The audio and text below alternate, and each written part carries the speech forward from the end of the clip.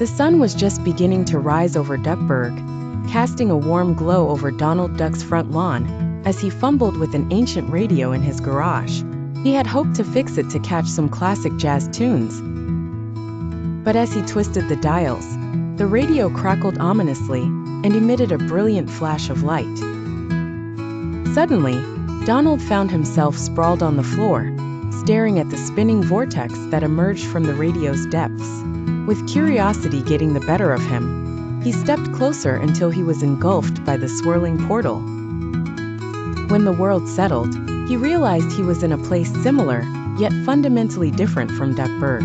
Everything appeared mirrored, a parallel dimension. It wasn't long before Donald noticed the residents going about their day. But something was off. Mickey Mouse, usually cheerful and friendly, had a sinister scowl, barking orders to his subordinates on Main Street. Goofy, instead, moved with a grace and calmness that was unimaginable in his usual clumsy self. The most shocking discovery came when Donald encountered his own counterpart. This Donald, far from the usual fiery-tempered and easily annoyed, was cool and composed, with a hint of malevolence in his eyes.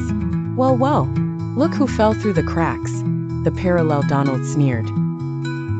Realizing the ominous nature of this world, Donald knew he must convince his counterpart to help return to his own dimension before these reverse personalities spilled over into his reality. You know, pal, we aren't so different, Donald reasoned, but letting evil take over two dimensions? That doesn't sound helpful to you or me. The evil Donald paused, seemingly considering the implications of aiding his visitor. He sighed and said, "Unique circumstances require bold actions. All right, let's see what we can do, duck to duck." Together, they embarked on a series of ingenious tricks to recalibrate the portal, overcoming obstacles from Mickey's scheming and narrowly avoiding Goofy traps, which kept things unexpectedly exciting. Just when it seemed all was lost, with the evil Mickey closing in, the radio flared once more. "You're not so bad, Duck," evil Donald remarked as he hurriedly adjusted the final settings. With the vortex open once more, Donald bid farewell to this strange world. As he emerged back into his familiar world and felt the comforting chaos return, Donald chuckled to himself. "The world's a strange place," he mused, "and it's better this way."